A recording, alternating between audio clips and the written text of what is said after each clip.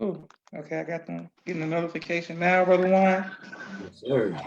And here we go. I want to thank everyone for tuning in to a very special edition of Off the Record, the People's Podcast this evening. We have a very illustrious guest, Brother Juan Muhammad, Yes, sir. who has known me my entire life, That's but we right. are just now getting to fully know him today in front of the listening and viewing audience. Brother Juan, assalamu alaikum. Walaikum salam, brother. How you doing, sir? Excellent, sir. Brother Juan, first of all, it's an honor that you would spend some time with us this evening. And let's get you. Okay, so first, before we get started, I want to say that Brother Juan is a very humble man. And one day I was doing security for the Most Honorable Mr. Farrakhan, and we were in the motorcade, and the cars are driving fast, and all of a sudden I just saw a hand stop and roll down the whole motorcade stop, and the minister rolled down the window and called Brother Juan over to the car in the middle of us driving, and they just have a conversation like best friends, like they was outside talking. I said, I said, Brother Juan, I didn't know. And then Brother Juan was like, oh yeah, y'all cool. Okay, so that's beautiful, Brother Juan. That's Yes. beautiful. Praise be to Allah. That was an experience. It really was. Because Roberta was trying to get me while we were down at the park. Yes, sir. That was a holy day of atonement celebration in, where was it, North Carolina? Yes, sir. In Charlotte, in Charlotte. And Roberta was like, Juan, go on ahead. You know the minister want to hear you. And I'm like, look, everybody's all up on the minister, and she'd be like, you need to go in ahead and show your face. The minister want to see you. And I'm like, I get it, but everybody want to, be Yes, sir. and get that greeting. And so I said, let's go on back up top, and stand up there and wait for the bus to take us back to our vehicle. That And was beautiful. y'all were cutting out there, and she was like, "One, this minister or something." And then I heard Brother Supreme say, "Ah, Brother Juan, Brother Juan, man, cut over here, damn one touch to it." Like, wow, man, who's gonna see this? Believe it or not, I kind of get a little embarrassed after it happened because it's like, oh man, your uncle, Minister Jamil, and them, they laughed at me once in Chicago because the minister did that. And it's like, it's like, wow, he got all this security around him. And, here I am. They looking at me like, who the heck was that? And I'm all by myself, But Yes, sir. uh, Nation of Islam, beautiful life, beautiful life. Excellent. Okay, well, my first question, Brother Juan, is first of all, Walaikum Salam to my sister Miriam, gives you greetings, says you're very humble. Brother Damien, Walaikum Salam, thank you all for always watching and showing love. Brother Juan, when did you first hear the teachings of the Most Honorable Elijah Muhammad? Actually, I first heard the teachings, man.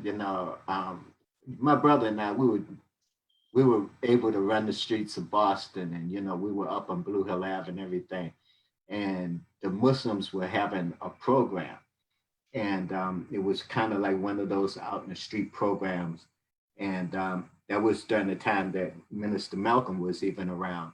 Mm, mm. Um, we were very much interested in it. And my mother said, "Yeah, my little brother's one of them," and I never knew what one of them was until I came into the nation, and Yes, sir.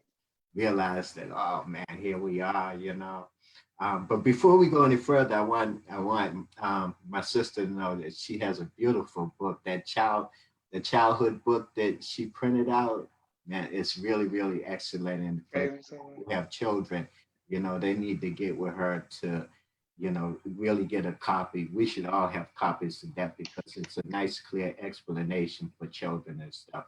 And so Yes, sir. I got it in the she got it in the living room so when the children come over, they can look at it. Hey, okay, okay. The children. It's a wonderful job. Praise be to Allah. Beautiful. And many things, he's talking about my sister Miriam's book, ABC I Love Me on Amazon. Brother Elwood, who used to live down here, Brother Juan, says that he loves you. We love you, Brother Juan. I mean, Brother Elwood and our family, our prayers are with you and your family. Brother Keem says assalamu alaikum as well. Oh, praise be to Allah. So, Brother Juan, so you saw Malcolm X in Boston, is what you're saying. Well, it was interesting because my mother and father had three restaurants going on at the same time in Roxbury at that time. And one of them was right down the street on Blue Hill Ave, down the street from Temple number 11. Mm. Um, it was just rotisserie chicken. So it was, it was a safe restaurant for Muslims to go to. Okay, yes, sir. I remember, I remember my dad and them standing up there talking, and I remember Minister Malcolm being in there, um, Mm. the Muhammad Speaks newspaper, and they were whole conversation. But the thing of it is, Brother Josh, is that I didn't know who he was. It didn't, at that time, I'm young. I'm like about 7, 8 years old. Yes, sir. It didn't make, it wasn't relevant to me except for the fact that that was one of the people who came in there. Like he would always come in with the newspaper. Mm. And so we knew a lot of the Muslims that were coming up and down Blue Hill Ave. Like Minister Don had his cleaners right down Blue Hill Ave up the street from us. And that whole area going up into Grove Hall was Nation of Islam. And Mm. Mm. we were exposed to it, even if you enjoyed the barbecue beef sandwiches that the Muslims would make. And, when Mosque was over, you'll see all of the brothers and sisters, and you'll see the sisters in their beautiful garments and stuff, the different colors. And, so it was a beautiful experience growing up at that time, because that was around the same time that Muhammad Ali was starting to get into controversy about being able to fight, and then wanting to lock him up because he wouldn't go to war. And I was right there at that age that they were starting to talk about drafting people. And so I was one of those, black power people, Okay, okay, okay. you know, we didn't that group didn't go to war, and the influence was because of what Muhammad Ali stood out for, to represent the teachings of the most honorable Elijah Muhammad. Beautiful. Praise be to Allah. And thank you all for watching. Jamal, brother Jamal from here says he loves to brother Juan. Thank you, Jamal, for watching. This is his first time watching. My next question for you, brother Juan, is um, when did you first see the Most High Farrakhan? Were you a child when you first saw him? How did that work? It was interesting because I went a couple of years ago. I went back to Boston, and I went to see one of the dear friends that to the minister as well. His name was Reverend Michael Haynes. He was the pastor of 12th Baptist Church in Mm. Boston. And so, I sat down with him with student minister Rodney in Boston. We went over his house. And so I started talking about this camp that we went to every year. It was called Breezy Meadow Camp. And you're a child, and the first year you go to cabin 1, cabin 2. And so Reverend Haynes said to me, he said, well, and I'm glad he said it in front of somebody that was in the nation and stuff, student minister Rodney up in Boston. So he said, well, I said, Reverend Haynes, I remember being at Breezy Meadow Camp, and I remember doing cabin number 1. And the next year, man, I was disappointed because they put me in cabin number 1 again. And he said, well, he said, who was the counselor in cabin number 1? And so I said, no. He said, Gene was the counselor in cabin. And I'm like, wow, I mean, well, that was right at the touch of them growing up. And so now, I'm finding out, man, the minister told me, I knew you all, when you all were a little baby. And so that's what I said, with all of you young brothers and sisters that's on here now, it's so beautiful because, I know all the names that I heard, and remembering you all when you all were real young. And, just to let you all know, man, it's beautiful that you all still holding on to your Islam. We know there's struggles in this life and stuff, man. I came into the nation, I was 25 years old. And now I've been in the nation for 42 years. Praise be to Allah. Go ahead, brother Juan. Go ahead, brother Juan. Yes, sir. And I remember asking Minister Don, I said, when the Honorable Minister Louis Farrakhan first stood back up, I went down to Minister Don's cleaners and I said, Brother Minister Don, how long have you been in the nation? He said, um, Brother Juan, I've been in the nation for 25 years. And I like whispered under my breath, like, Shh, I was just 25. I ain't never did anything, Mm-mm. for 25 years. And now looking at everything that's going on now, and to be able to say 42 years later, you know, we did a lot of work, and to see all of you all that are still sticking with your Islam, man, proud of you all. That's why I like talking and giving all of you all the greetings when we see you all at the mosque and stuff, because you all are the ones who, especially those of you all who are on here who grew up in the nation, you know, and man, our parents or you all's parents and we worked real hard to try to help the Honorable Minister Louis Farrakhan rebuild the Nation of Islam.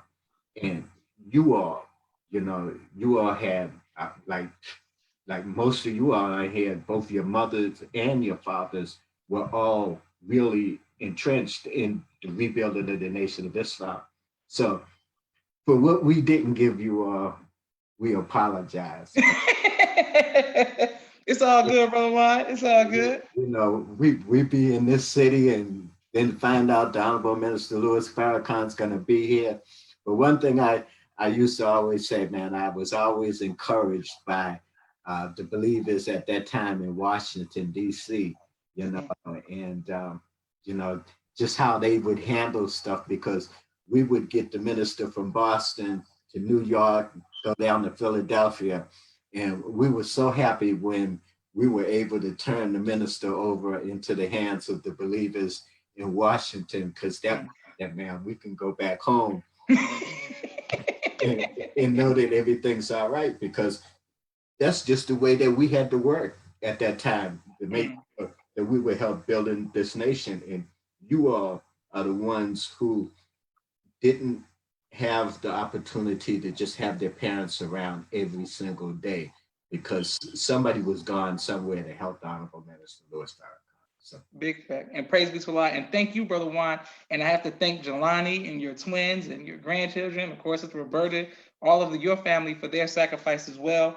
Brother yes, Juan, I want to clear this for the people who may not know that when you say Gene was your camp counselor, who is Gene for the people who may not know who Gene is? and look, you'll never hear me say that in front of his face, Yes, sir.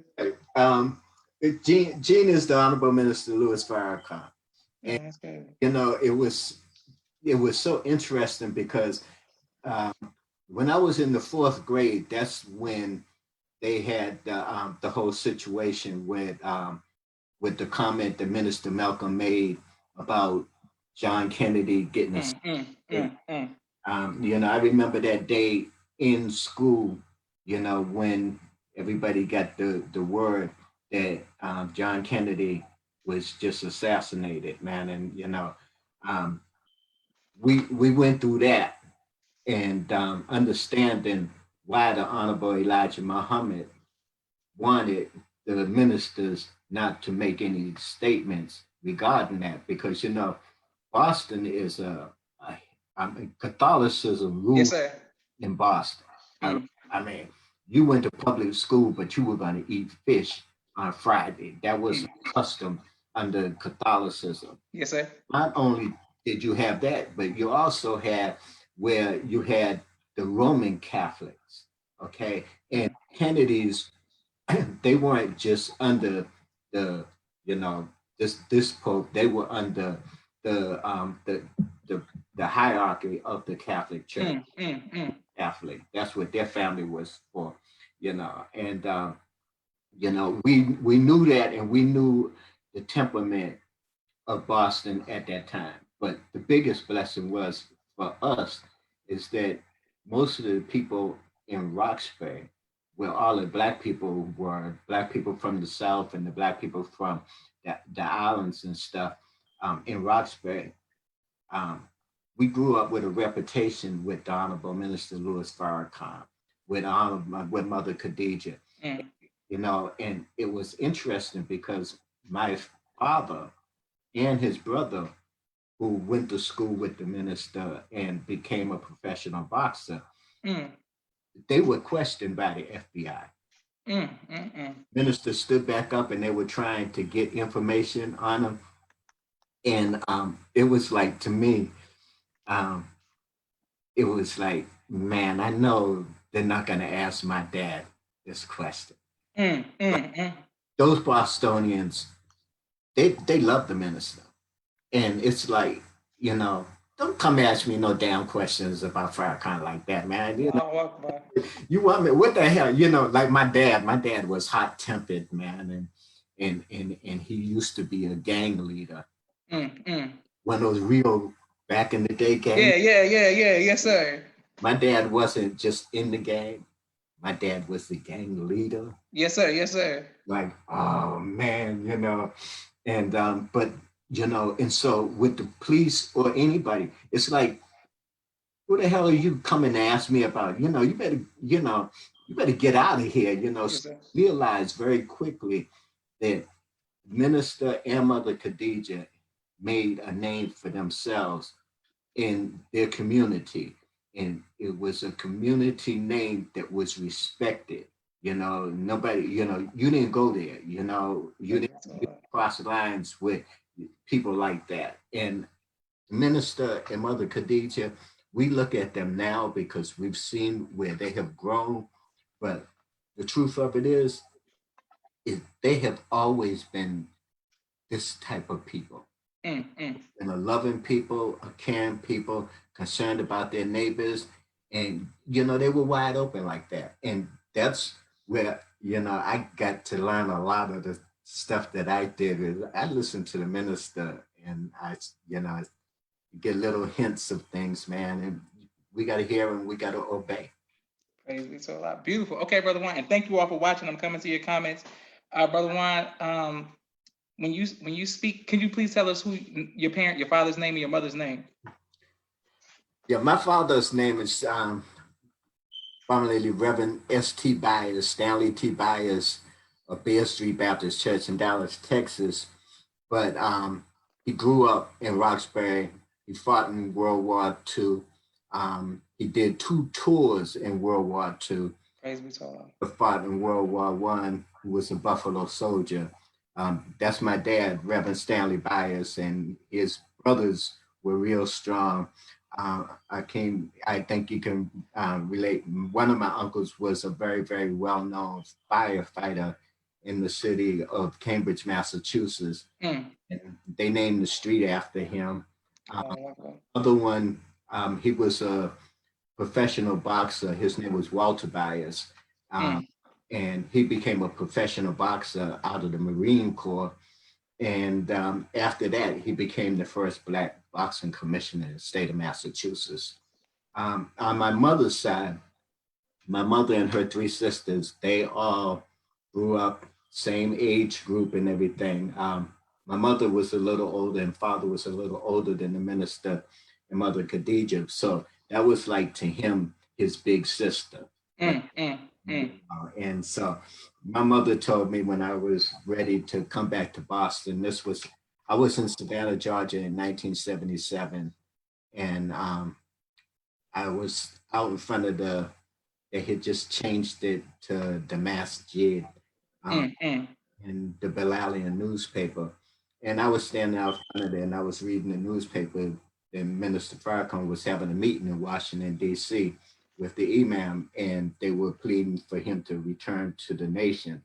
Mm. So I was like, you know, hey, cool. You know, if the minister's not going to do it, I'm not. And I would tell my mother I was ready to go back to Boston.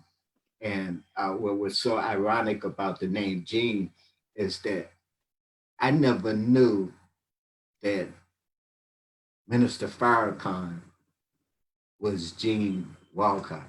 Yes, sir. Yes, sir. Yes, sir. Yes, sir. You know, and I used to work on Sundays and I'd be listening to Muhammad Speaks. in the minister every Sunday, man. And this was Farrakhan, and I Yes, saw sir. to my mom, man, and I approached her one day and I said, I'm going back to Boston and everything. And I had this picture with the newspaper with Minister Farrakhan in it. My mom was sitting down there sewing. And so I said, yeah, Mom, I said, you used to always tell me about Minister Malcolm and stuff. I said, but I bet you don't know who this man is right here, right? I threw the paper down. My mom said, she said, boy, that's Gene Walcott. I said, no, it isn't. I said, it's Minister. She told me to have a seat. And so I'm like, damn, man, I try to talk about these people and history and everything. And I said, man, I thought I had one on my mother, and she know. And so she told me, she said, when you go back to Boston, she said, when you see him, tell him who you are. Mm. Like, okay, And man, I went back to Boston, and it was just before the minister even started asking about starting study groups and stuff. Mm. And so, um, sister Sister Shirley, Minister Don, and a few other people were at this house.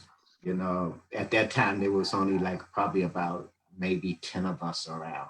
So she took me in the room and she said, Brother Minister, I bet you can't guess whose child this is. And the minister looked at me and said, no. And he said, this is one of the Byers boys. Mm.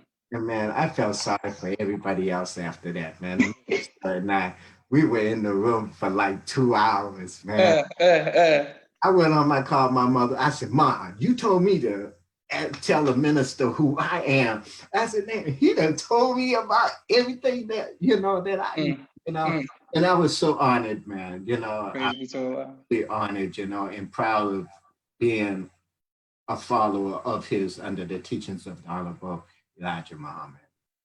Beautiful, Brother Juan. And thank you all for watching and coming to your comments.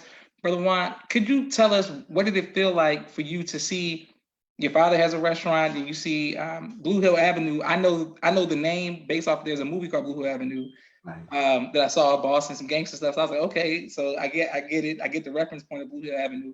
But when you say Minister Don had businesses, Muhammad speaks all of that, then the most honorable Elijah Muhammad leaves. He departs. What happens to that area, and what's going on with you and your family during this time? During that time, after the Honorable Elijah Muhammad departed, you started seeing some change. It was like in the clothing. In the businesses, a lot of them stayed, ironically. The ones, especially in Grove Hall, where the new mosque is, Yes, sir. that whole area kind of stayed cultural because it was where the Black community went each and every way. You either were going to go down to Roxbury or you were going to go up into Dorchester. And so a lot of it lingered in, but there was a kind of quietness after a while, but we still had, even when Honorable Minister Louis Farrakhan stood back up, you still had yours ice cream. My brother had opened up a grocery store on Blue Hill. So you had like the grocery store, you had the beauty salon, you had the small restaurants, you had and all of those people, even though the messenger had departed, a lot of those people they kind of hung on to the teaching and the business part. And so you saw that flourishing and stuff, and you see where the people were very warm and receptive. We didn't have a lot of um, backlash from the community because the heart of the community, the brother who went to school with Minister Farrakhan, his name was Jeep Jones. The minister talked about him at Mother Khadijah's um, birthday celebration. Yes, sir. He was the deputy mayor of Boston. Those people, they grew in their ranks, man. Can you imagine, man? The boy that you went to school with was the deputy mayor of Boston. You had Minister Don, where he had Minister Don had 2 dry cleanesses. I mean, full service cleanesses. At her health food restaurant. Sister Virginia was doing her own. And all of these people, they were right underneath the minister when the minister stood back up. So when the Honorable Minister Louis Farrakhan stood back up, then we had those people who were under the messenger.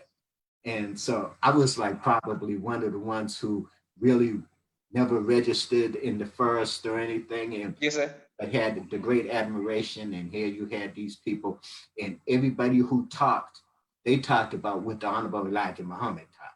Yes, sir. Yes, sir. All right. And so I made a mistake one day, man. And sisters were having MGT class. And I went and knocked on the door. And Minister Don's wife, Sister Shirley, she knocked, she cracked the door open, and I said, "Excuse me, ma'am, brother wanted me to give you the keys to a sister's car." She said, "Brother Juan, the Honorable Elijah Muhammad said that you should never interfere with the MGT class." And I'm like, holding these keys, like, I mean, I ain't trying to get in the class, but it showed how important it was for us to learn that the messenger said to stay out of the sisters' class. Yes, sir. Yes, sir. Not even knocking on the door while they have it. She said, "Do you know you interrupted me while I was teaching my class?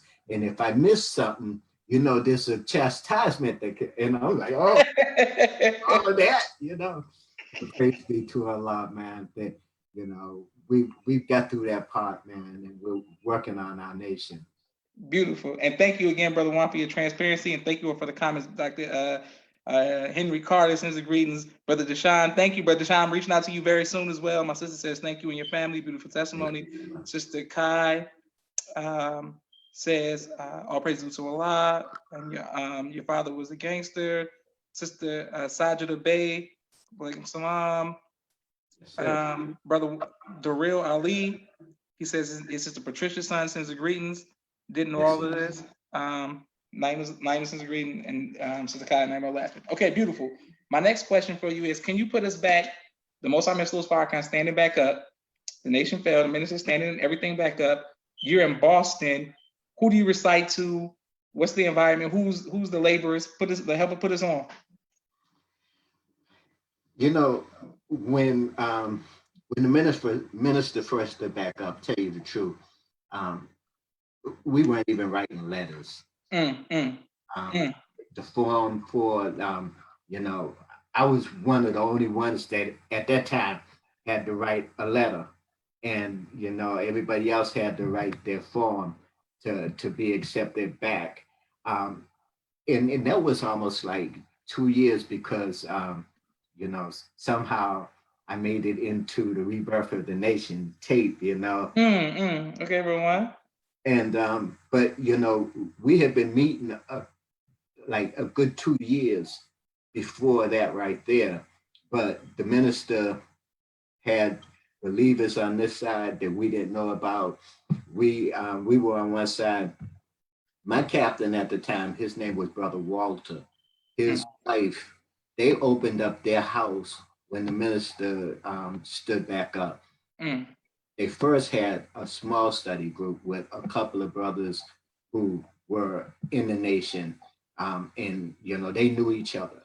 So meeting, and then we got word of it, and it ended up being 2 meetings at her house.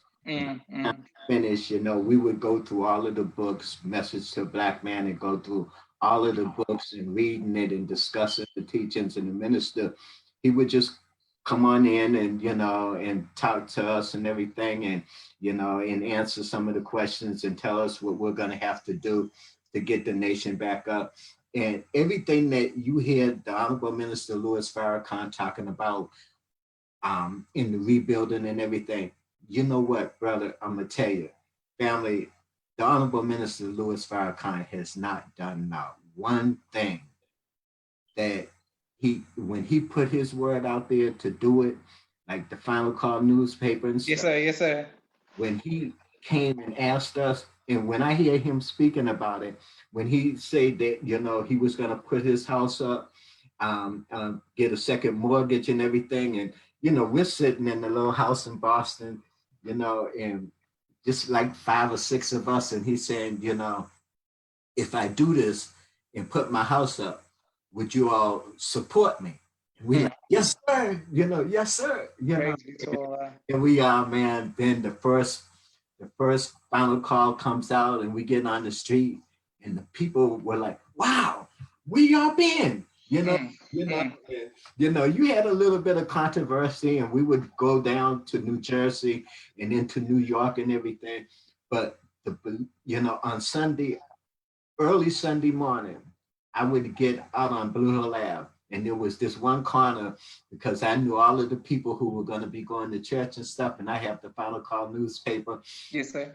And they would buy the paper only to tell me, look, when you see Gene, you tell him so and so said this. You hear this, and look, I didn't care. Buy the paper, put the paper. And I would sell out of the papers, and I would see Minister Don. He would travel from Stoughton, Mass, which is like 35, 40 minutes outside of where we would meet. And to see him and Sister Shirley and them coming in, and then we started going and raising money, having little dinner sales and stuff, going to the community. We worked hard, man, but we enjoyed the work that we did, man. Praise be to Allah. And getting this nation back up. Excellent. Okay. So, Brother Juan, one time you and I were together. Oh, first of all, Sister Kai says she's happy that she caught this interview. So much history. Praise be to Allah. Thank you, Sister Kai, for watching. One time you and I were speaking, was something with the youth, and you were telling me about your work with Dr. Khalid. Can you expound on what it was like to work with Dr. Khalid during the rebuilding phases, or when he came man, look, I'm gonna tell y'all something, man. Dr. Khalid was rough, it was like, it was like, wow, he had such an attraction to him, while he was helping the minister, and I would deal with Dr. Khalid, and I became the study group coordinator in Savannah. And some brothers wanted him to come down to Savannah, and they never made any arrangements for Doc, and so, I went on ahead and I told one of the brothers from Savannah, I'm going to drive on up to Macon because he was scheduled to speak that day. I'm going to drive on up to Macon and get Doc and, bring him back. So we made all arrangements. Brother rode up there with me, and when we got Dr. Khalid, he told me, he said, you're going to have to excuse me. He says, I'm really kind of like in a really raunchy attitude this morning. Doc, that's good. We got a nice van. You can sit in the back, you can relax, and you can take it. Dr. Khalid questioned me and the poor brother that was riding with me. He hadn't been in the nation for probably like a year. And Dr. Khalid, Brother Juan, what's the population of Black people in Savannah, Georgia? I said, oh, it's 51% Black population. He said, I didn't ask you that. I wanted to know exactly what. And so I'm like, well, I apologize, sir. I don't know those exact numbers.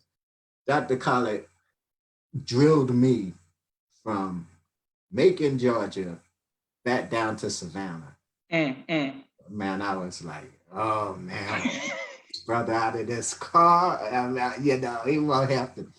And finally, he spoke at the Civic Center and everything. And afterwards, we had dinner at the sister's house.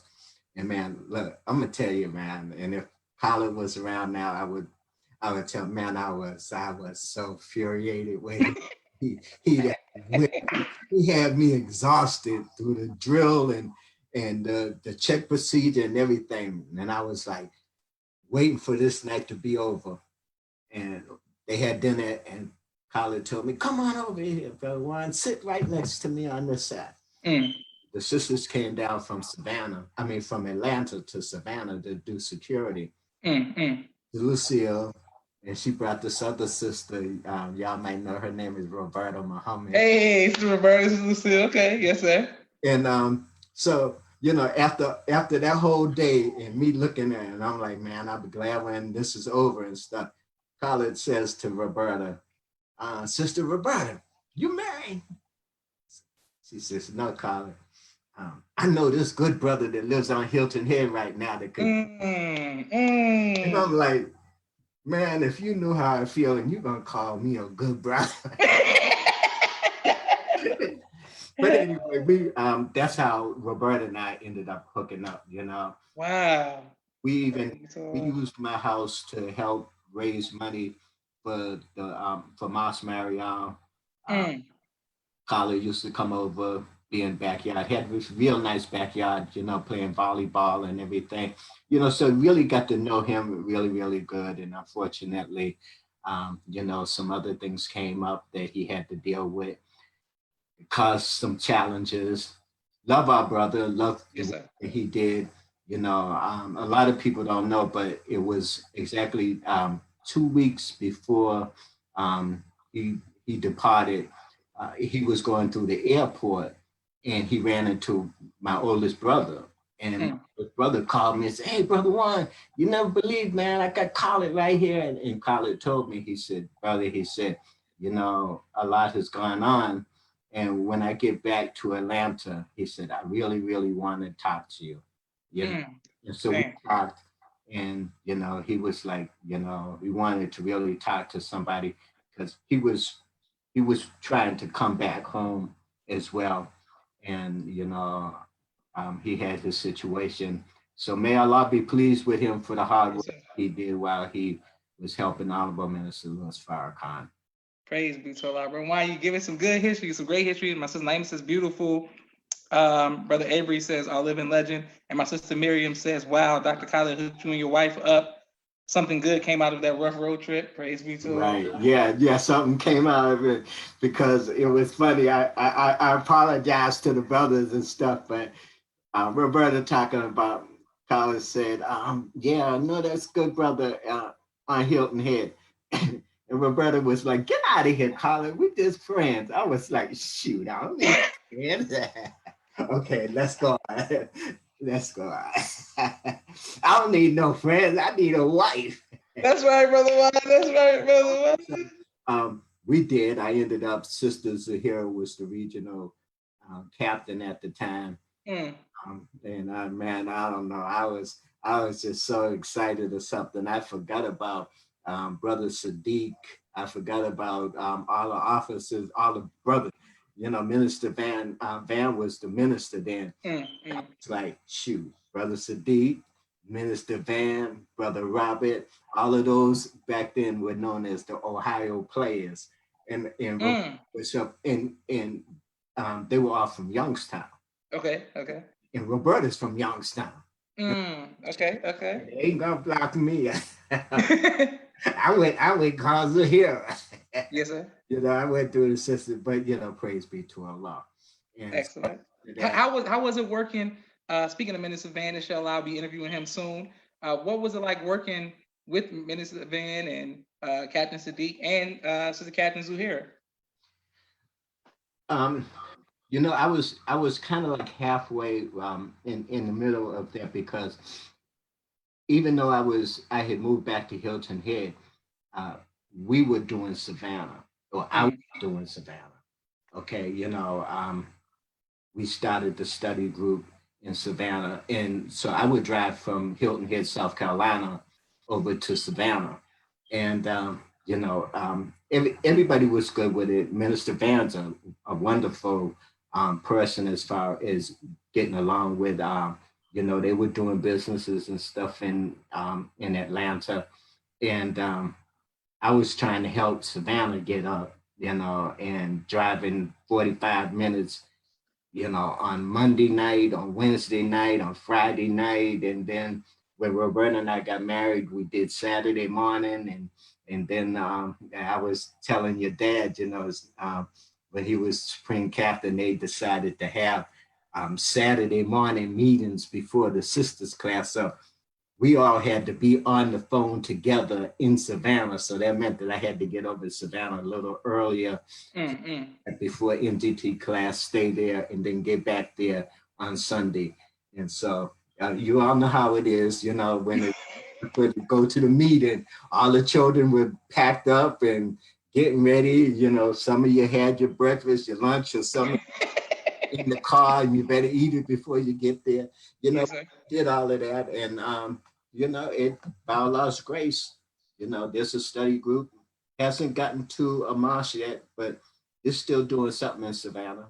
Praise be to Allah. Excellent. I interviewed Minister Jamie about like 4 days ago, and he spoke of you and how you helped him take on a position of being a student coordinator in Savannah. Yes, sir. My best friend, Sister Jadea, puts a heart sign up. Somebody says Jadea. Dr.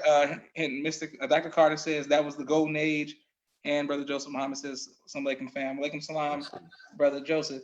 My next question is, okay, so Brother Juan, help us understand.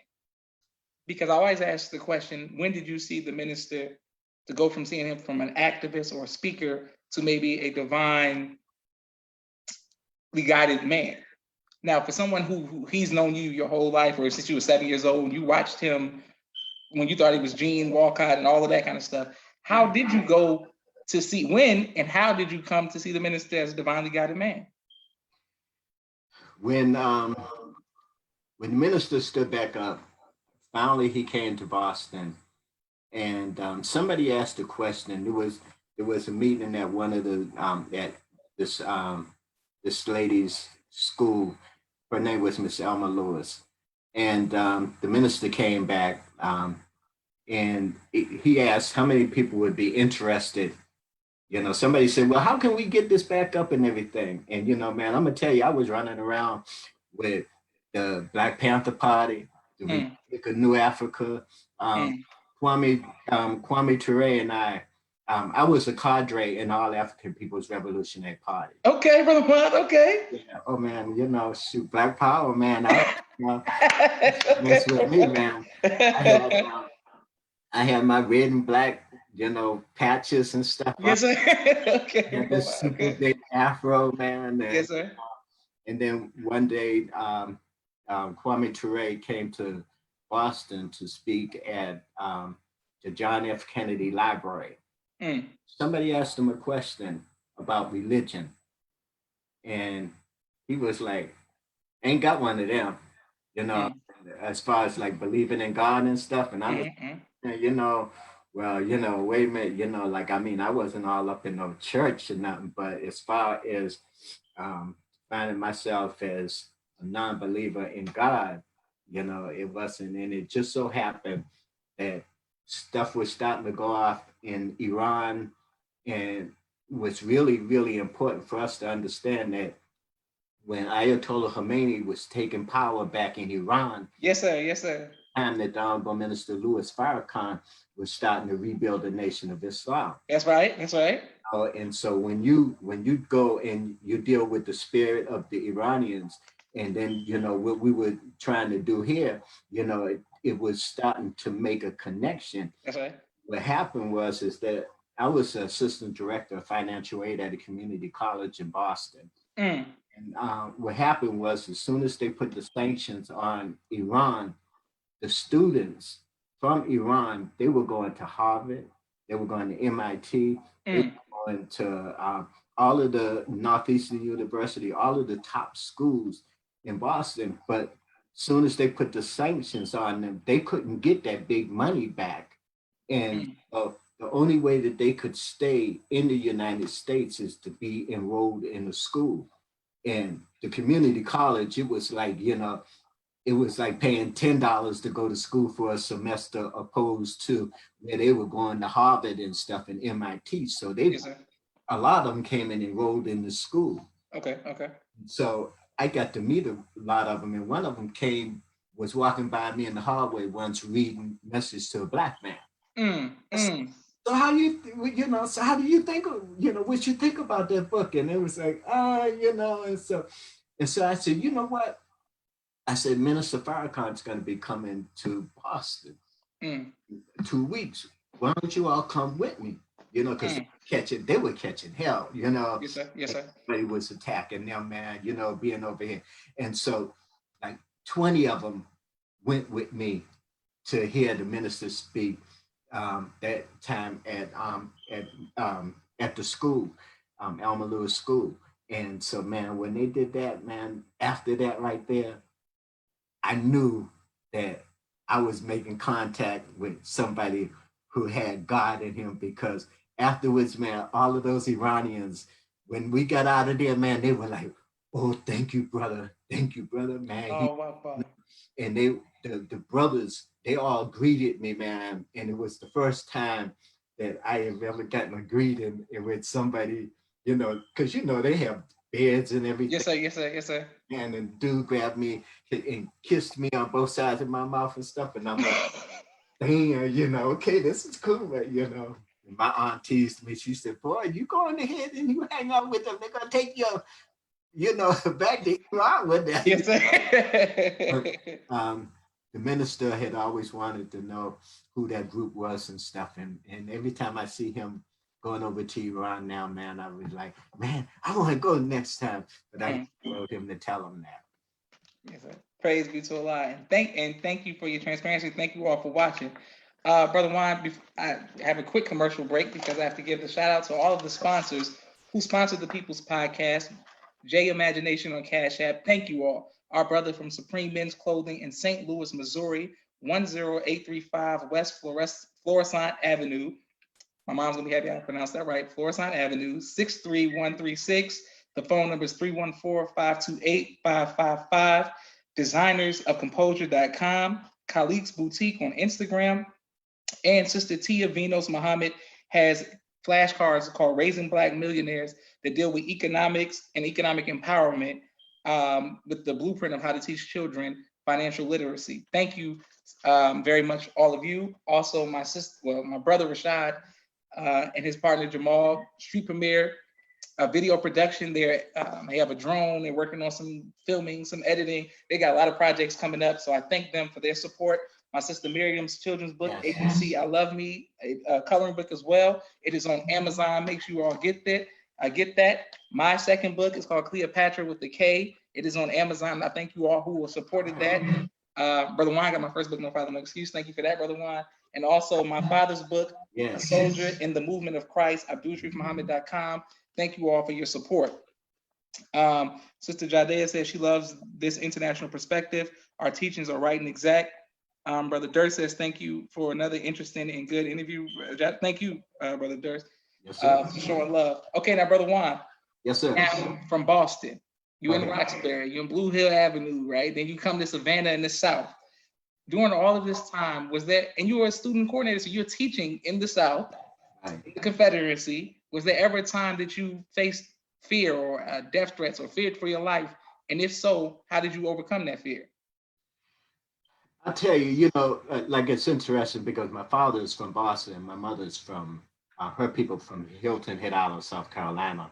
They're Gullah Geechee people.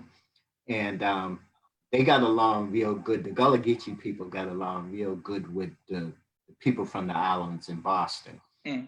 But to answer your question, the first time that happened, man, I kind of felt a little threatened. Is that we moved from Boston and we were in Savannah, and my brother and a few of the young kids, we young, we going down to the park because they would set up a fair at the park. So we went in this restaurant, and never dealt with this in Boston. So go in the restaurant and told the lady, said, we wanted to order a hot dog. And the lady said, she looked at us, there was like about 4 or 5 of us. And I remember, man, her staring me like right in my face. She said, we don't serve niggas. It was like, so I went home and told my dad, and said, Daddy, we went down there, that lady told us we went in there to get a hot dog. Said, they don't serve niggas. He said, next time you go in there, tell them you didn't want a nigga, you wanted a hot dog. Then he said, no, he said, just don't go in there anymore. Don't go in there anymore. And it was ironic because even the minister, because I'll tell you a story of it, hopefully in the middle of this. My father's mother is Caucasian. Mm, Okay? And Mother Khadija and Minister Farrakhan would always tell me about how beautiful of a person my grandmother was, mm. running around all this time with the Black Power movements and stuff, and everything. And damn, I got a white grandmother. And I grew up and I lived in the house with my grandmother and everything. Beautiful person, never yelled or argued at us or anything, you know. But I didn't know how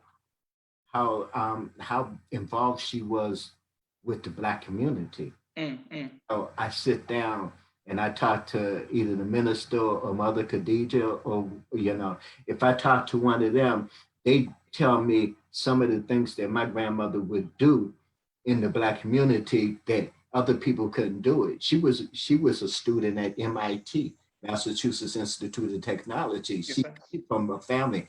Did we ever know any? I never met anybody in her family at all. She was Mm, from Maine, and when she came to Boston and married my grandfather, who was uh, from Texas, mm. it was like it must have been a very very interesting thing.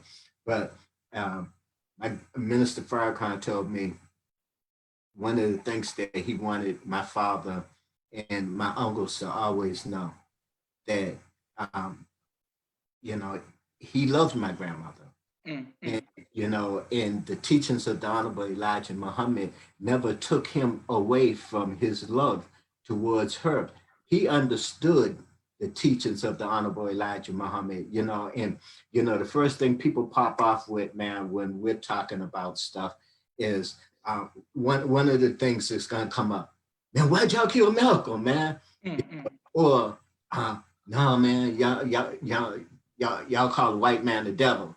You know what I mean? And the minister, he had all of the top ministers, Minister Rockman, Brother Troy BR, Minister Lucius BR.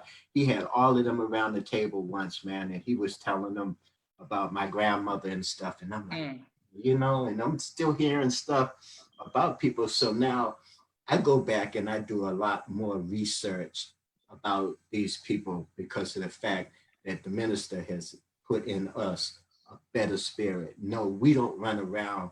And Minister Don was asked this question once, and we don't run around calling white people devil. We don't. We know who they are, and we respect that right there. But somebody asked Minister Don a question once um, at a church meeting. Does the Honorable Elijah Muhammad teach you all to call the white man the devil? Now, I've been bossing, and I know their language and stuff. And so Minister Don said, no, sir, he does not teach us to go around calling you all devils. And it became a thing in the nation. And I heard it and I called Minister Don and he said, oh, we just got off the phone with the Minister Farrakhan, actually about that subject. He said, don't worry about it. I said, well, they're putting your name out there. And here I am. I'm a young man in the nation now. And said, you all taught us that if somebody says something about somebody, then what you need to do is you need to get them right there. Yes, sir. Yes, sir. Yes, sir. This is what it is. And I did that. Boy, did I learn a lesson. Boy, I learned a lesson, But me to Allah. Excellent. Okay, thank you, Brother Juan, for your transparency. Sister Jadea says her family is from Hilton Head, South Carolina. They're Geechee folk. El Kamara Muhammad says they remember the minister talking about your grandmother, and she bears witness to him talking about your grandmother. All praise be to Allah. Okay, excellent. Brother Juan, my next question is, what was it like when Jesse Jackson was running for president? And what was the climate like in Boston, and what was it like to be associated or to be initiated in the Nation of Islam? What was it like during that time? Those were that was like a couple of years with us starting to rebuild the nation. Yes, sir. And it was interesting because I had always been in politics, and by that time, I had worked with the NAACP. And nobody in the nation before then, at least according to what Minister Don was telling me, um, voted. They Mm. And so, I was kind of involved with this mayoral election that was going on. And so I was like, well, Minister Don wanted us to learn more about it. And so I made arrangements. He told me to go ahead and make the arrangements. And so I had the arrangements made, and we brought in one of the election tables to the mosque Mm. Mm. for it and everything, and talk to the people about it, and try to get a feel of it. And then we got really involved with it. We started getting buttons and stuff, and I have buttons, man. We need to do a button show once on Yes, sir. Black Struggle. I got my Black Panther button, got my Mm. from the Okay, Brother Juan. Okay, okay. party, and so we got into that climate, and everybody registered to vote, and we pushed to going ahead and get people. And the climate was excellent. And I remember we went to New York, and Minister Farrakhan was going to speak and everything. And that's just when the Jews were kind of like not liking this thing at all. Mm. Mm. That's when Minister Farrakhan made that statement. And to me, it was cool because, where there was um, one of the security agents for Reverend Jackson, there were two of us. Mm. Mm. Mm. The Secret Service guys, man, where I was, you know how it is. You get put way up in the daggone rank. And they had this white guy, man. He was, he was part of the security, and so he said, the minister and them told us, look, stay on your post, be cordial. You know what I mean? Don't act like I ain't got nothing to say to you and all this. Yes, sir. Yes, sir. Yes, sir. So the guy said, can I ask you a question? He said, um, how long do you get this? How long do you have to stand like this? I said, well, it depends on how many people we have. I said, tell you the truth, man, we're prepared to go from 8 in the morning until 8 at night. Okay, okay. He was like, really? I said, yeah. He said, well, how do you do that? I said, stand here until we're properly relieved, right? Mm. The guy Mm. was like blown away, man. And he was like, wow. And how we position ourselves, and we stood and stuff. And I watch, I look over and stuff, and man, the man's trying to kind of copy, emulate, and everything. Mm. Mm. Mm. Mm. Mm. And it was, you hear people saying that, even your dad, Josh, would probably say, as Supreme Captain, they started my, following the traits that we had in the nation as far as, and when you see security now and the way that they handle themselves, man, it's totally taken from the script of the teachings of the Honorable Elijah Muhammad and Minister Farrakhan. Totally. Absolutely. I can Yeah, bear yeah. Okay, great. And thank you all for watching. My next question for you, Brother Juan, is what was it like, the climate like in the Million Man March, leading up to the Million Man March, and how did that Million Man March impact you? Man, that was it. I mean, it was like, wow. The fondest part about the Million Man March is we worked it. I was pushing Hilton Head as well as Savannah, because Mm. rather they knew it at that time. The brother who was the director of NAACP in South Carolina, he he met with me on Hilton Head and wanted to ask me a question. And I had just started helping them over in Savannah with Mm. the study group. And he wanted to know, why don't I run for president of the Hilton Head branch in NAACP? Mm. Mm. So I said, well, when you come down, we'll sit down and we'll talk about it, because it was right at that time when they wanted to, they were really pushing everybody to repudiate Farrakhan. And at that time, um, that's when Reverend, what's our brother's name, that joined the nation? Ben Chavis. Yeah, right. Thank you. Um, he was just selected to be over the NAACP. They had their conference on Hilton Head. So I was like, you want me to be with the NAACP? I can't be with nothing that's going to disassociate themselves with Minister Farrakhan. So when he came, I told him, I said, well, the reason why I didn't want to do that is because I didn't want to put nobody on the spot. I am in the nation and I am a follower of the Honorable Minister Louis Farrakhan. And he was like, and so what's holding you back? And I'm like, whoa, well, I'm giving a story of this. South Carolina branch NAACP, for the record, was the only branch, South Carolina, that did not vote to repudiate Minister Farrakhan. Hey, go ahead, bro. Juan. Go ahead, bro. Juan. Yes, sir. So we had a good thing going as far as that, but they would not repudiate Farrakhan, and it was a good and a positive stand for me too, But the Million Man March, we went on ahead and motivated Savannah, had Savannah going, had Hilton Head, had that whole area going, and I think at that time my dad was like about 73, 74 years old, looking at and my dad went. And, I got there, woke up in the middle of the night, man. It was like about 1 o'clock. My dad's gone. Man, he walking around DC, pumping, everything. And my brother in his church here, they told my brother face to face, don't y'all go to that march. And man, when my brother got back, he ended up in Washington, and he did come to the march. My brother asked one of his other church members, who was a former, I'm not gonna call his name because you all are into football, you know who it is, but big old guy, man. He was like about 6'5", 300 pounds. So my dad says to him, so did you go to the Million Man March? And guy went to say, my dad said, oh yeah, I forgot it was for men only. And I said,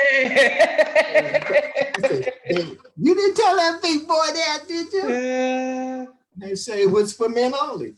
But my dad was inspired. We were there. It was beautiful, man. It was, but Jelani, that's a bad note between me and Jelani. You could have let me come. I said, hey, the minister's instructions is that the children stay at home, and you stayed at home. You didn't go to the thing. But he was like, yeah, I could have gone to a Million Man March. Now I'm out of history. No, now that you proved that there was obedience in that, and it was beautiful. And tell Brother Jelani, many of us feel his pain and understand. Y'all need to all come vent one day. We have, because you all were in the same situation. Yes, sir. He told me we feel his pain. We understand. My next question for you, Brother Juan, is what has been your greatest trial in your tenure of the Nation of Islam, and how have you overcome that? Ooh, greatest trial. Man, you know what? I'm not gonna say I didn't have trials, okay? Because I kind of like in the middle of me with all my children, I ended up being a single parent with 4 children. And it was like, when the minister was speaking here once, just as that happened, when I was going through that separation, and what was rough about it is my oldest daughter was probably about 5 years old, 4 or 5 years old, and Jelani was 8 months. And of course the twins in between, Yes, sir. Yes, sir. The biggest thing was, man, is that somebody called me. I was at work, and the minister was at the Marriott Marquis downtown, and I was working at the Ritz-Carlton. The minister said, tell Brother Juan I want to see him. I want to see him and the family. And I'm like, damn. So I went up there, and they were having dinner, and Mother Khadija and Dr. Khalid was at the table. He had just kind of and Dr. Khalid said, yeah, Brother Minister, Brother Juan comes to the mosque, and he has the children all dressed up, and he does the girls' hair, and they be coming, and this last Mother's Day says, you know, we decided to nominate Brother Juan, the mother of the mosque. He did such a good job. And it was like, you know, I mean, I was kind of cool with it, you know. I got what, and the minister did like this. Mm, He said, "Don't do that to my brother. mm. Don't ever do that to my brother." And then Mother Khadija was sitting right there, and she said, "Oh, no, that's right. Don't do that." Minister said, I don't th- I don't believe I can let my ego down to do what this brother's doing. He said, Mm. "Don't do that to my." And I was like, dang, you know, it's surprising where you get all of these lessons from. And but you know, I went, and after that right there, the minister gave me his phone number, and Mother Khadija put her phone number in my little telephone book. So I was having a bad evening once, and I was out with the paper, with the Final Call newspaper with one of our beautiful brothers here. And I was telling him I was just frustrated. I'm done with this thing, you know, and you know, the whole world was in. And I got to the house, and I asked, I thought about it, and I said, you know what? Let me go on ahead. I'm gonna call Chicago and talk to Mother Khadija, right? And the minister answers the phone. I was like, ah, brother, and it was like, I sound stupid. I said, Mm. "Assalamu alaikum, sir." And so, you know, he had a good talk with me, and you know, smoothed it out. But every time I've had the opportunity, I would just give the minister the greetings. I never tried to get into my own personal problem. Oh, bro, minister, you know, this right here, this one. You know, I always try to stay out of that right there and learn from that. And it always seemed that every time I get into a situation where I'm wrestling with something or something's bothering me, then the minister always end up doing something or saying something that just backs everything off of me, man. And you know, Mm. just like when we were in North Carolina that time, Yes, that sir. time that I was, and I was saying, "Oh my God, who actually saw that?" And Mm. I ran into you in the restaurant, and I said, Yes, sir. "I just one of the people." But you know, I don't have no regrets about So joining the Nation of Islam. beautiful. And thank you all for continuing to watch the People's Podcast. Brother Juan, what has been your greatest joy in your tenure in the Nation of Islam? Man, when my brother and I hooked up, Hey, go ahead, Brother Juan. Go ahead, Brother Juan. Yeah, yeah. Roberta and I hooked up, and I was like, good, but you know, Lucille, sister Lucille, was right around there, because you know, she the mother, she wanted to get into the whole thing, and so she, you know, she was like, oh, well, you know, brother Juan, did you talk to Minister Farrakhan about doing the wedding? I'm like, no, let Khalid do it, you know, Mm. him, Minister Rotman, let one of them, you know. She said, oh no, brother. She said, oh no, she said, no, nobody can do your wedding except the minister. Yes, sir. Yes, sir. She got my mother and father, she put them up to calling the minister. And they got in touch with the palace.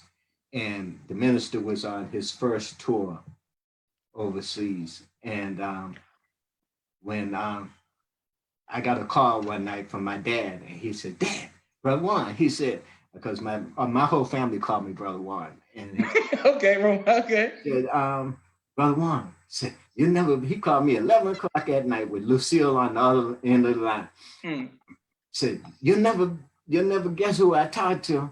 And I said, no, Dad. Said, I just talked to the minister. Mm. He's on his tour, but he said to let you know that to tell you to please tell my little brother that it would be an honor and a privilege for me to do his wedding. Praise be to Allah. And shoot, I couldn't sleep for another year. Yeah, yeah. Go ahead, Brother Juan. Go ahead.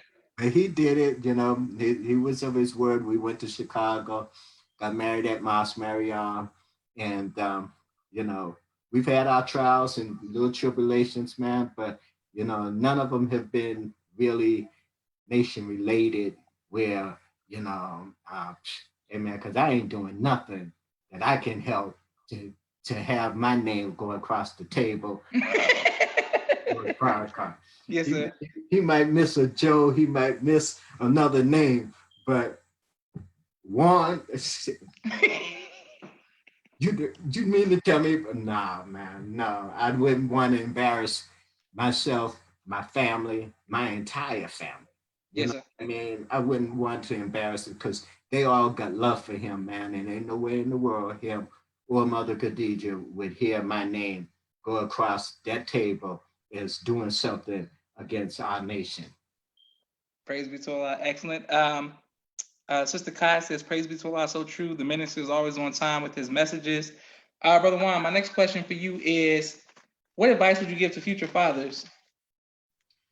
It just and it it don't be easy, you got to understand that for one, is this future father already married man, there's so many things, Yes, sir. Yes, sir. you get in trouble. But no, but the big thing is that look, finances among us as a people, it's going to be an issue.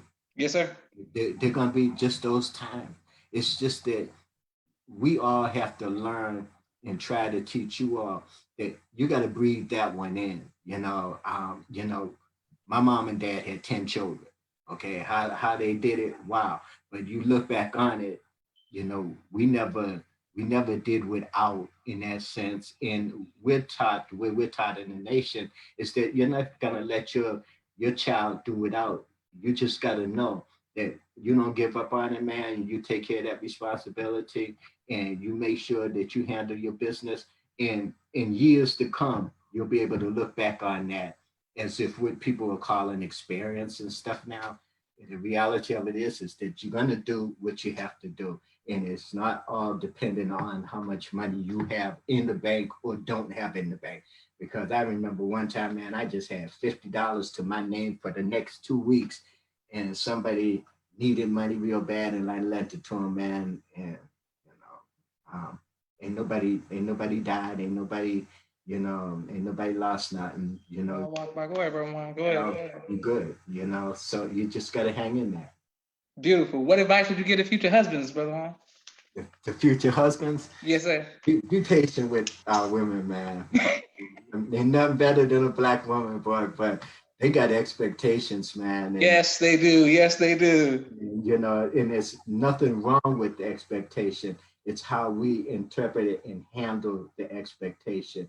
You can't let them down. You got to keep on, but they got to be right there with you, man. And and realize it, man. And when you get that solid team, and when you're talking the teachings of the Honorable Elijah Muhammad and Minister Farrakhan, man, what else do you need? The Honorable Minister Louis Farrakhan has given us so many tapes and so many things that we can go by. And all we have to do is look around. If you're having problems and stuff, man, you go to somebody else, and they'll be saying, man, that's easy, man. Mm, Minister mm, Farrakhan used to do that with me all the time. Oh, brother, that's nothing. And mm. I'm like, shoot, yes,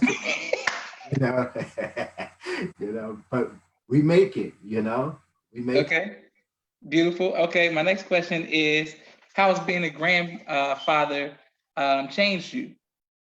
Oh man, that's the coolest thing in the world. A I never expected because I had the opportunity to raise Jelani by myself since he was 8 months old. mm, And then the girls, and then when Roberta and I got married, we ended up with them.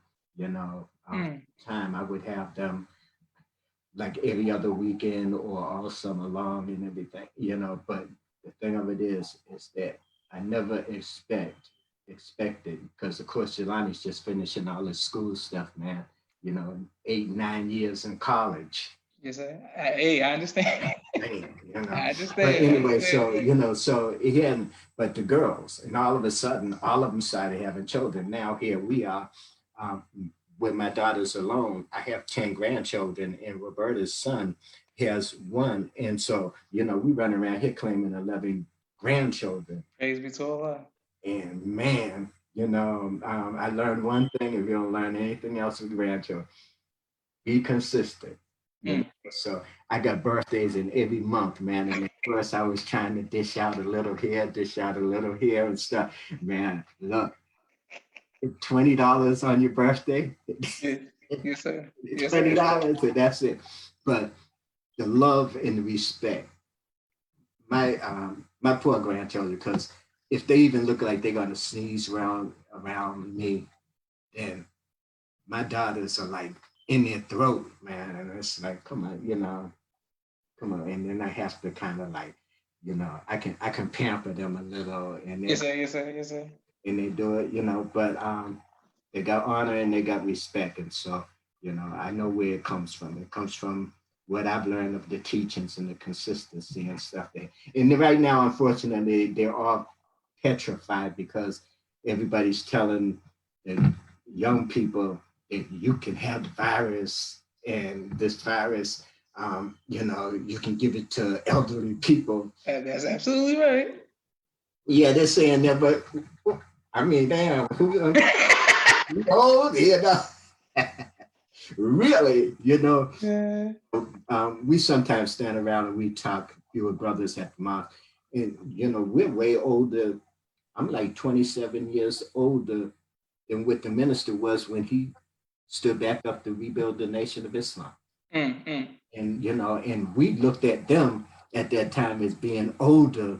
Yes, sir. And it's like, you just learn and you go with it, and one day you start sitting back and looking and saying, you know what, look at this right here, been all through this right here. And you're always going to want to have a good relationship, because you don't want to look out your window one day and wonder when one of the children or grandchildren are going to come by to visit, so it's fantastic. Beautiful. My sister Miriam says that's beautiful. Sister Kai says her grandmother gave up. She just mails each of them, everybody, cards on their birthdays. Yeah. Just a card, huh? Just a card. And man, you think about it, it gets expensive, man. In fact, I got one of the grandchildren, since I know none of them are on here, man. My oldest grandson, he's turning 16. Mm. He's taller than I am, and he's trying to throw that voice over me and everything. I still got to let him know, hey, I can still run. I can still ride my bicycle. Yes, sir. Yes, sir. Take you out on the tennis court. We can do some things. Don't like my daddy used to say. You don't know who you're messing with now. Yes, sir. Yes, sir. Yes, sir. Okay, bro. When speaking of you playing tennis, I always ask you, what do you do for fun? For what? What do you do for fun? For fun? Hey man, look, I like well, when I was able to, I like to go Planet Fitness, man. I like to play racquetball. Okay, go ahead, everyone. Okay. I like my tennis. I like my racquetball. In the past 5 years, I started really get with my brothers and playing golf, and I like it. But it's just unfortunate because of the fact that um, now, for the amount of time that I have been in the nation, it's kind of hard spending 4 hours on a golf course when you know that our people need some kind of struggle, liberation and stuff. And you said, but every now and then I know that there are a few brothers in the mosque that do play golf. I've played golf with a couple of people, gone to a couple of tournaments. It's good, but I'm good, man, sitting around with my grandchildren laughing and talking right now. Beautiful. The struggle for balance. We all have it and need it. Brother Juan, just two more questions, and thank you all for continuing to watch the People's Podcast. And Brother Juan, thank you for your patience. And once again, thanks to Roberta and all of your children. I always forget the daughter. I'll just say Jelani and the twins, but the other daughter as well, because I just Kamaria, there. Celia, Jelani. Thank them all for their sacrifice. My next question is, what advice would you give to the future generations, Brother Juan, on how to keep their faith? 42 years in the nation.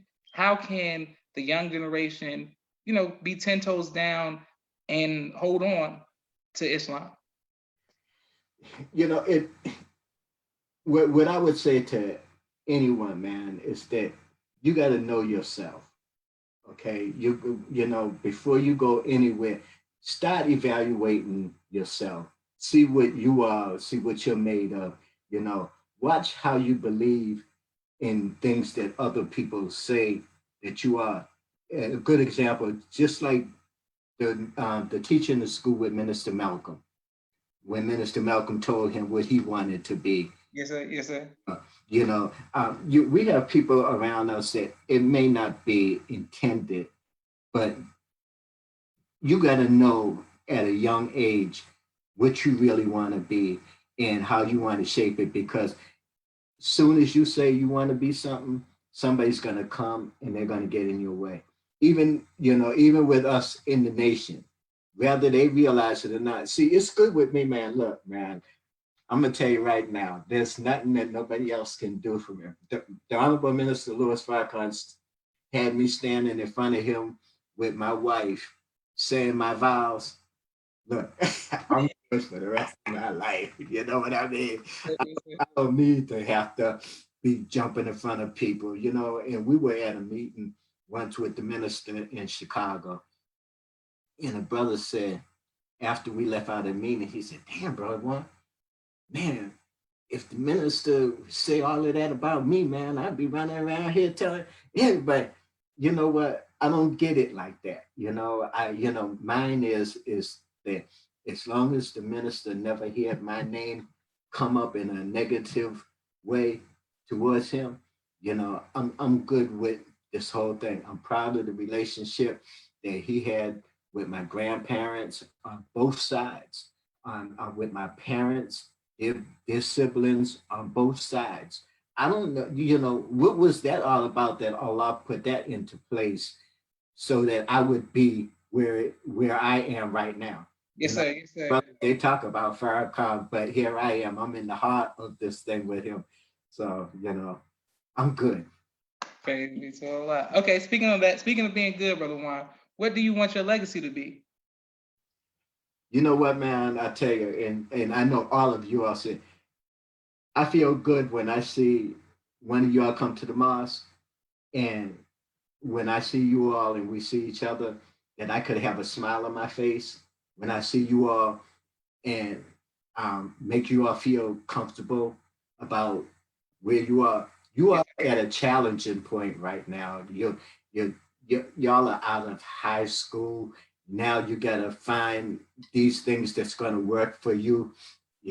Whatever it is, you may go to college for 4 years, man, and graduate with a degree in one thing and end up doing a totally another thing.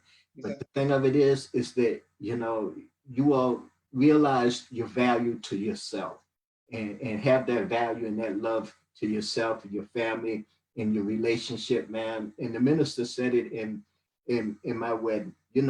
There's some of us, we don't want to know you all's business, but we don't want you all to fail. You know what I mean? You'd be surprised what could make you all feel. Say like you could be just a married couple with a child. And man, let me tell you, man, I used to have to go in the grocery store down the diaper aisle, and I was getting diapers for an infant, a newborn, and a toddler. And I was like, I don't want to ever see these aisles again when I did it. And I did the coupon thing, whatever it took to make it happen, man, made it happen. And that's what we got to do. And, when you all know that there's people out there that you all can get assistance from and stuff without blowing your business up, then you got to take advantage of that sometime, man. Because other than that, you can sing. And you'd be surprised what $50 can do for a relationship, man. You got to pay all the bills and you ain't got but about $5 left and you need to get some, food or something for the house. So hang in there, keep your duty to Allah and his messenger. And no, man, right now, I'm gonna tell all y'all, man, I'm breezing, Go ahead, bro. I'm good with life, and it's all because I can look at the Honorable Minister Louis Farrakhan, and I can look at Mother Khadija, and I can look at a lot of people who are still there through all that we have gone through, whether we made mistakes, whether we rubbed each other wrong or not, we're there. And, sometimes, man, I walk by some people and say something, and, I do a Jesus Christ thing, man, forgive them, for they know not what they do, man. Good, Praise be to Allah. Beautiful. And I just want to let everybody know that Brother Juan has helped guide and mentor so many of us, the young people who came in when we first came, my family first came to Atlanta, you always looked out for us, but the entire youth movement, the drill teams, the pushes, everything, Brother Juan has been there, just being a guide and being a father and an uncle to many of us, Brother Juan, and we appreciate that. And Sister Roberta, of course, Oh yeah. you know, she's a little bit more stern than you, but That's just, hey man, I ain't scared of her. but thank you and your family. We love you, Brother Juan, and we thank you for your sacrifice. And thank you all for watching. Look, if any of y'all need anything, man, you know, my telephone, y'all got my phone number, and I think and I know that all y'all, I know I came out, you know, got my firefighter and stuff like that, you know. But look, I know y'all doing this, man. I see you all, and you all are starting to have children and stuff. You know, it gets better. They grow up, and you know, believe me, it's worth seeing you all, and it's worth seeing the children. And I see stuff on Facebook, man. You know, and I'm proud of y'all, man, because I know what y'all gonna be going through. But you know, you go through with it, and that's gonna make you all the responsible ones one day. Beautiful. And Brother Torrance from Chicago says, thank you for your history. Brother Samuel Alaikum Salam. And Sister Kai says, praise be to Allah. She loves you. And Sister Roberta. Brother, I'm just telling you, I just want to make you proud, Brother Juan. Very soon you're going to see it. I just want to make you proud. I appreciate this right here, man, giving me the opportunity. You know, like I said, man, I've been watching you all when you all were in Chicago, little folks and stuff, you know. And it's an honor to see you all now. It's an honor when we go to Savior's Day, Holy Day of Atonement. Hey, man, I don't care what anybody say about you or what you all are doing. You're getting ready to raise families. You're getting ready to do all this, man. Focus on that and get that balance, man, and make sure that you are able to make it through, because ain't nobody going to be there for you all, you know, when you have your child over here, the mother's over here, the father's over here, because you've been pulled all these ways. Get that balance, man. Hang in there. Do your family, and Allah's going to bless you with the rest of it. You know, we good like that. Hey, go ahead, Brother Juan. All right. And my brother-in-law Akeem says he loves you, Brother Juan, as well. Yes, sir. Proud of you, man. Proud of you. All right. Assalamu alaikum, family. All right. Praise be to Allah.